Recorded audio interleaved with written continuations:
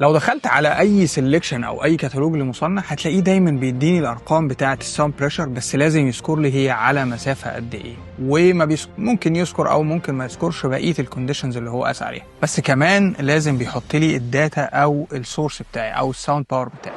الساوند باور بتاعي ما بيقدرش يقيسه، بس يقدر بالمعادلات يقدر يرجعه للاصل بتاعه. برضه انا داخل ايه كمهندس تكييف، لازم تبقى عارف ان انت لما بيجي لك السبميتال بتاع المعده سواء اير هاندلنج يونت او تشيلر او كولينج تاور، تبقى عارف تقرا الارقام اللي موجوده عندك. هتلاقي فيه رقم للساوند بريشر، هو ده اللي احنا بنستخدمه او اللي احنا بنستفيد بيه في النهايه. اما الساوند باور فهو بيبقى لو انت عايز تطلع كونديشنز ثانيه غير اللي المصنع مديها، مثلا عايز مسافه مختلفه، هو مديك عند 3 متر انت عايز تعرف عند 10 متر، او مديك عند متر انت عايز تعرف عند 3 متر، وهكذا. غير كده ممكن تلتزم بالساوند بريشر وهو اللي هتشتغل عليه بعد. في الفيديو اللي فات وضحنا يعني ايه الصوت وازاي بينتقل وايه المصادر اللي ممكن تعمله، وشفنا اهميه ده للمهندس التكييف ايه. ما تنساش تعمل لنا فولو لو مهتم بالتوبيك ده.